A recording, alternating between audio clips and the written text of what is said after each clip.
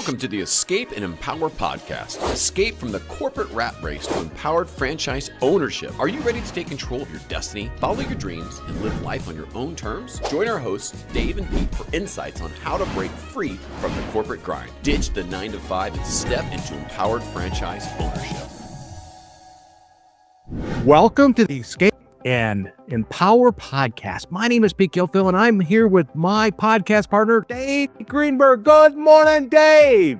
Good morning, Pete. How are you today? Oh, I am pumped up as usual. You know, you and I are on a mission. We're on a mission to help senior level executives escape the corporate world and become empowered franchisees, right? That's our passion. That's what we do every day. And every once in a while, we get the opportunity to work with some really great people. And I thought what we would do today is let's interview somebody that is very special in franchising. He's built a very incredible business.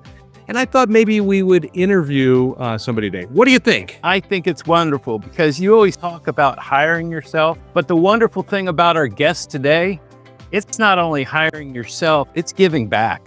It's putting people in a better place in their lives and having a wonderful team that surrounds you to do it.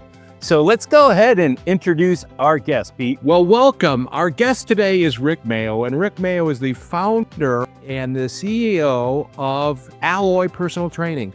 Good morning, Rick. Good morning, fellas. That's some good energy at this time of the day. I really appreciate it. Oh, you bring it.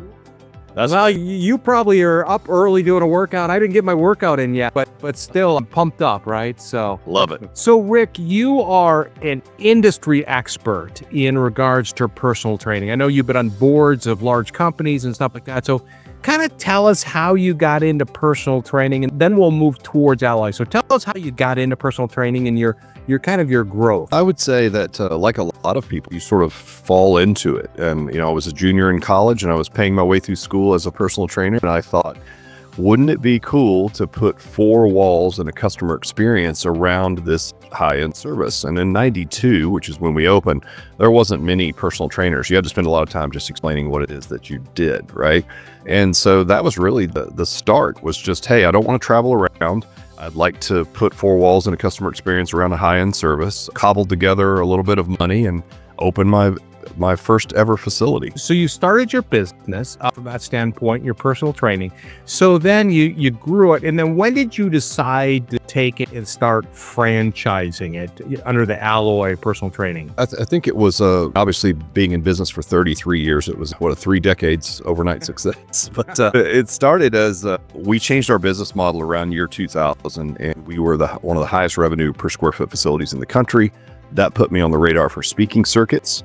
And then when you stand in front of people, smart or not, they're going to listen. And they would start to ask common questions. They wanted follow-up help. So we started consulting. And then we launched, which we called it licensing, which could be a bit confusing in the franchise world. But just think about a white labeled version of what we do.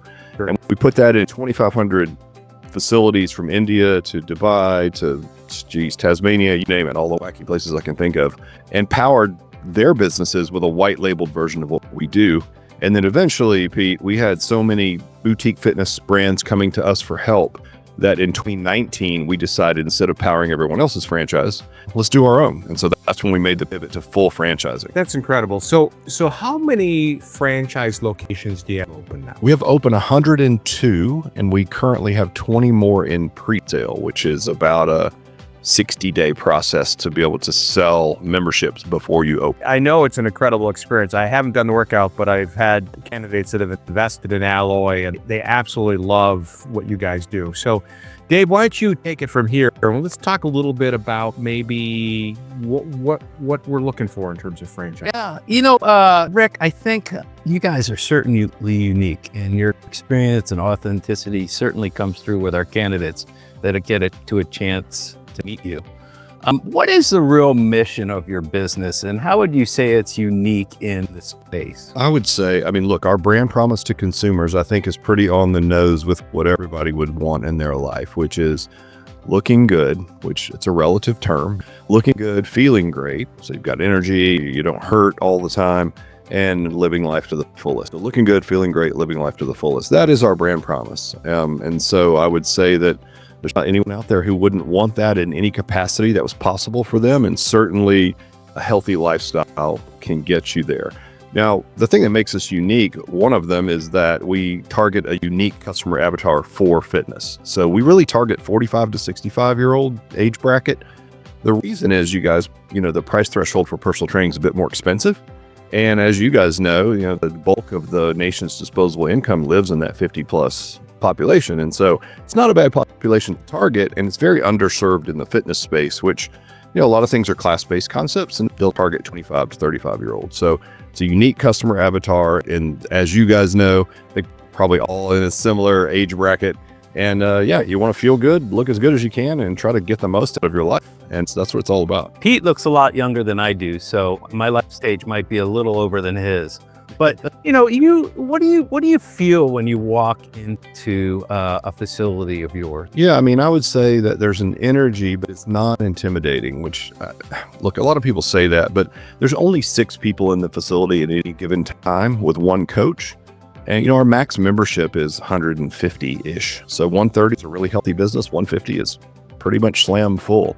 So everyone knows your name. You could expect, certainly on this call, we remember the show Cheers, where you walk in and everyone's like, Norm, right? Very similar in this situation. So you would expect to be seen, and for your injuries to be accounted for, and for you to get a specific plan of attack that was based on where you are at this point in your life. And so I think the feel would be friendly, accepting, and then what would happen would be that you would get something very specific to you. And that translates a lot of times to people sticking around, right? I know you guys have an incredible retention rate. So people become members and they stay around a long time. And I suspect that's because of your culture. It is. And also, a lot of people ask, like, what do you think it is? And there's a lot of soft touch systems that we have in place. We have something in place called Surprisingly Personable that we stole from the Rich Carlton, essentially, the idea. And, we set aside a budget of a couple $100 a month, and we just randomly gift clients. So Pete, let's say you're like, I hate vegetables, and I'm trying to get you to eat more vegetables. Just a basic example. And then I tell you about these spices that I use that make them taste a little better. And you're like, I don't know. Well, once a month, we're going to sit down in a meeting and go over who needs some love. And in that situation, I'm remembering that conversation as a person on the team. And I say, hey, I want to order these spices off Amazon for Pete and give them to him as a gift. So imagine doing that every month with a small crowd of 130 to 150. It doesn't take long to touch a good deal of your customers, right? In a really special way.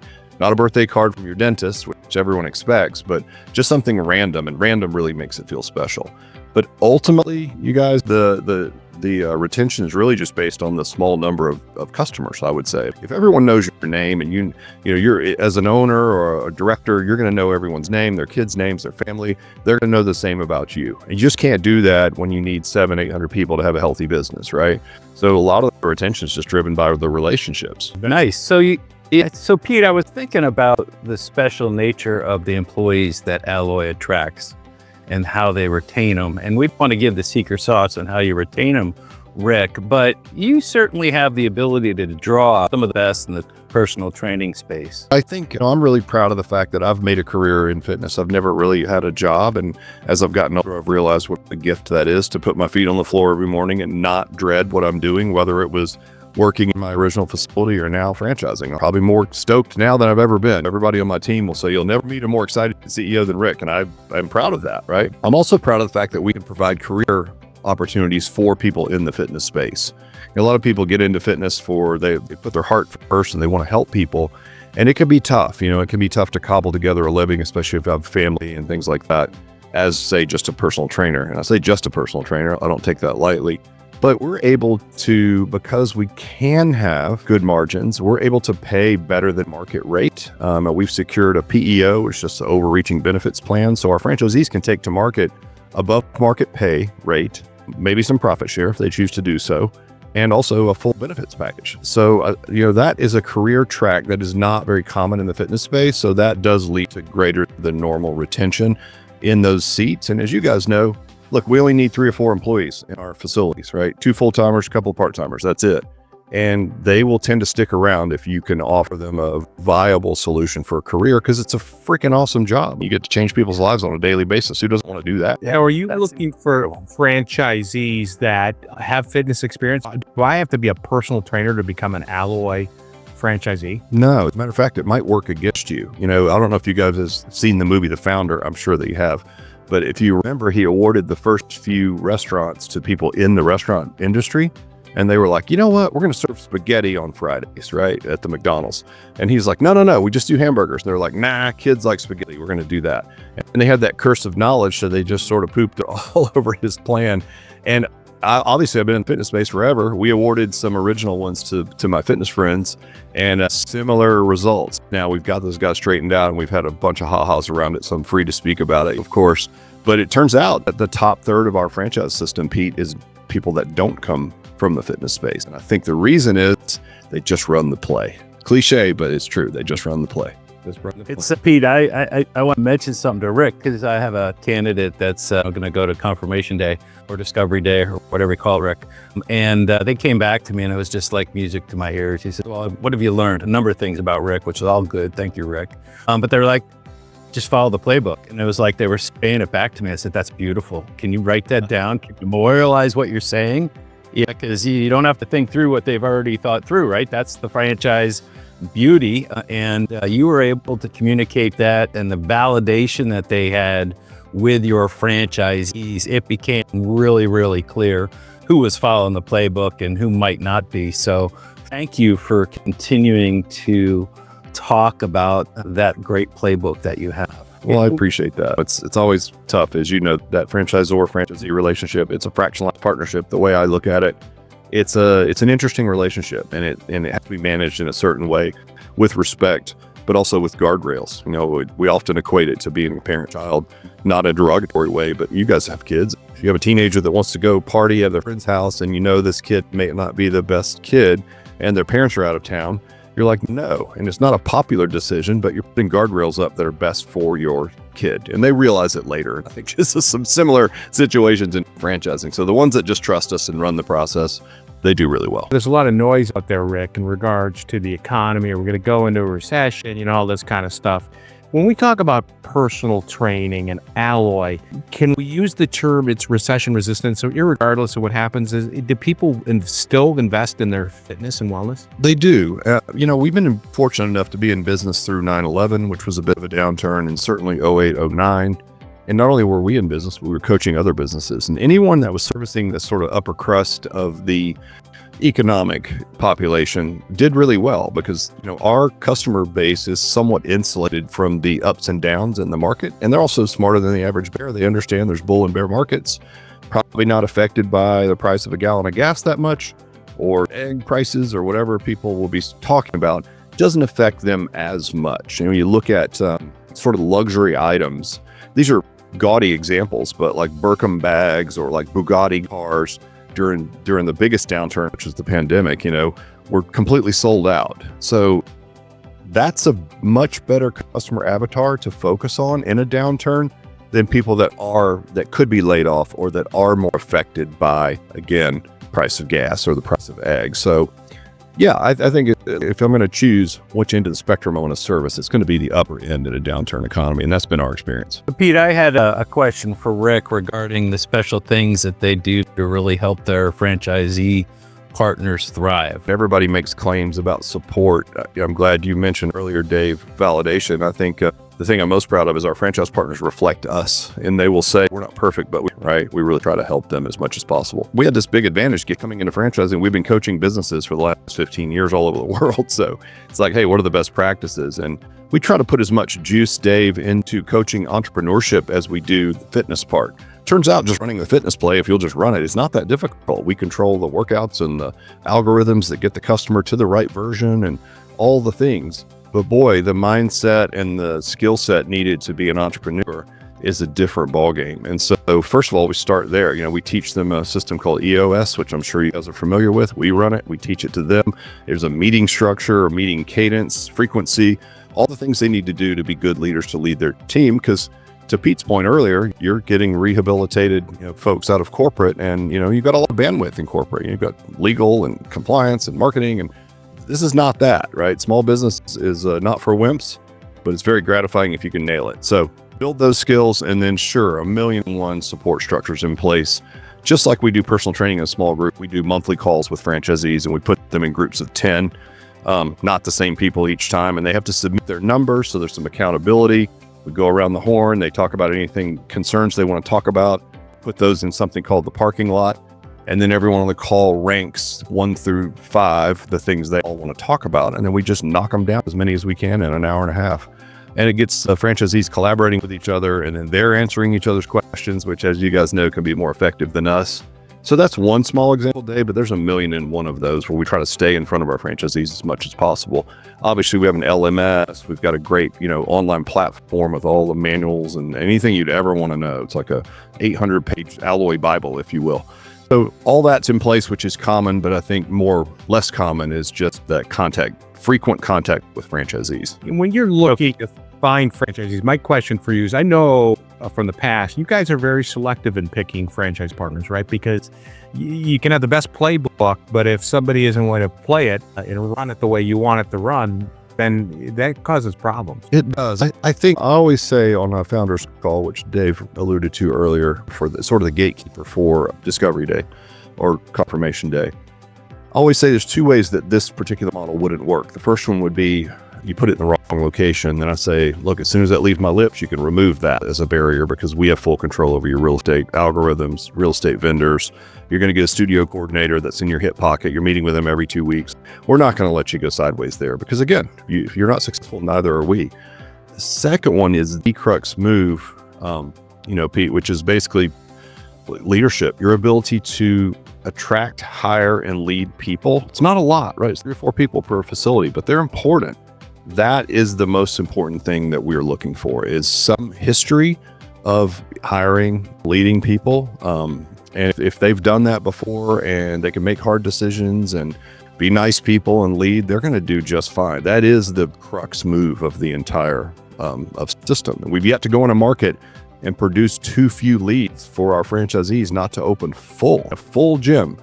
Operationally, though, right, if you don't hit all those KPIs and get all those people to say yes to your solution to their problem, that's another ballgame. And that just comes back to people again. So again, that's what we're looking for. I would say leaders, it's kind of a weird term because it's a loose term, but leaders in the sense that they can attract, hire, and lead good people. Excellent. So, Rick, when you're talking to an aspiring entrepreneur, whether it's a candidate or on your speaking tours or just mentoring people, what do you tell people when they're thinking about franchising? I tell them, look, it's entrepreneurship. It can be terrifying. There's a massive opportunity there, but as you guys know, the other side of that coin is there's a risk as well. And I think a lot of people are fear-based. I'm sure you guys see it a lot in coaching people coming out of corporate. They joke about that warrior to worrier loop. I'm all excited. I'm freaking out. It's like for families warning me. And then on the other hand, people are excited. And so I think their ability to have that stoic control of their emotions, right, is really key. And for them just to know that when you get into franchising, while it doesn't mitigate all of the risk, your chances of succeeding in a franchise structure are exponentially higher than they are if you go it alone. So if you really want to be an entrepreneur, you want to mitigate some risk, right? You're in business for yourself, not by yourself. Franchising is the way to go. There's always an A, B, and C player, right? No matter, it's just averages, how it works. And when we're coaching our candidates, we always talk about, okay, figure out what all 3 of them do. And then you have to place yourself on that continuum to see where you're going to play. And when you think of the A players that are successful in your network, what are the top I got the playbook thing, we talked about that, but what else do you see as some real successful business traits of the A player owners? Yeah, I would say really, again, going back to that stoic control of your emotions, because you can't be super reactive to everything that happens. You guys are entrepreneurs in your own businesses, right? You know how this works. Sometimes in the morning, you're a world beater, and by the afternoon you swear you're going out of business, right? And it can happen in 2 hours. It's like that, and the ability to keep that in perspective and understand that plugging away, we call it a 20-mile march, which is from, I think, one of the Jim Collins books. Just get up every day, do what's right in front of you, do what needs to be done, do the right thing, and you're going to be fine. And you're going to have your ups and downs, right? You are. But your ability to not be too reactive to that and to ascribe too much meaning to it or what have you, that's really key. Now, easier said than done. Sounds really simple, but not easy. But that is the key. If you could just control those emotions and understand that if you just put one foot in front of the other and do the right thing, treat people well, all is going to be just fine. You're very wise. Obviously been an entrepreneur for a long time. I got to ask the question, and I think I've asked this before, but what is the best advice somebody has ever given you? Oh, gosh, that's a great question. Tough question, but great question. I don't know how to articulate this without, I'll make it brief. At one point, we had a hiccup in our business. This was 1998. And I thought, well, this is it. You know, like I somehow knew I would never be able to wear sweatpants to work every day for the rest of my life. So I'm going to have to get, and I'm air quoting, a real job, right? So my father owned a business at the time called Mayo and Associates. So my name was literally on the front door, and it was a sales business. So I remember calling him up. I'm like, all right, well, I'm ready. He's like, ready for what? I'm like, well, this business isn't working. You know, I'm going to come work for you now. And he just flat out said no. And I was so butthurt at the time. I was so upset. I'm like, what do you mean no? My name's on the door. And he's like, listen, whatever problems you have in that business, you're going to have in this business. All businesses they have their problems. So go solve your problems, get your business back on track. If you still want to leave, I'll hire you then. And man, what great piece of advice, because he's right. And when I did fix the basic problems in my business that I should have been paying attention to anyway, I didn't want to be in the hardware business, selling hardware. I wanted to be in the fitness business. And so that's probably the best piece of advice I ever received. Cool story. Really, really cool. You know, Father's Day was just a little while ago, and we all think of that great advice that we received from them. And Pete comes from an entrepreneurial background. My grandfather and my dad were entrepreneurs as well. And we went down the corporate route, and fortunately, both of us saw the light Pete did it before I did, bail out of that rat race and become entrepreneurs, which is the most empowering thing to do, is to hire yourself. And that's why Pete and I love this combination. We've known each other since the early 90s, Pete. I don't know if we can count those years, but it's been a wonderful ride, and your advice is very sage. I appreciate that. Yeah, look, I love entrepreneurship. I co-teach a class at a local college. I describe it as a self-help journey disguised as a business, because you're only going to go as far as you can develop yourself. And so if you're into learning and self-development, you will love entrepreneurship. Every day it's a learning experience. Is there a favorite book you have on business or just in life that you want to share? Man, so many. I'll tell you what, it's a daily read. I love it. It's got a strange title, which is The Road Less Stupid by Keith Cunningham. I love it. You don't have to read it in sequentially. You could just open it to any chapter, read the lesson. There's usually a business lesson. There's the description of the lesson, and then there's some thinking time after. And you could think of that challenge through the lens of your business. I love it. So anybody out there that just wants a quick daily read in the morning, The Road Less Stupid is highly recommended. Sounds perfect for me. Like, well, and it fits me perfectly. So Yeah. I always thought you couldn't fix stupid, but I think the road to less stupid may help. yeah, I mean, you can't fix it, but you can be less stupid, to your point, Dave, of course. Well, Take it home, Pete. no, I was just going to say, Rick, congratulations on what you built, right? And you are changing people's lives, helping people go into business, but more importantly, the people that are members of Alloy. You're helping them live a healthier life, and I think that's what we're all looking for. And you've built something that I think is very special, and we appreciate you sharing that with us today. And we're excited to watch you continue to build out your passion throughout the country with Alloy Personal Training. Listen, thanks, guys. I appreciate your efforts. What you guys do is noble as well, helping people realize their dreams by becoming entrepreneurs. I really appreciate the trust in our brand. I don't take that lightly. So I feel like we are a team, honestly, a team. You guys are pointing people with this opportunity to me, and it's my job to convince them that we can help them and help them see the light. And I think together we can make a big difference. So I really appreciate you guys. Thank you.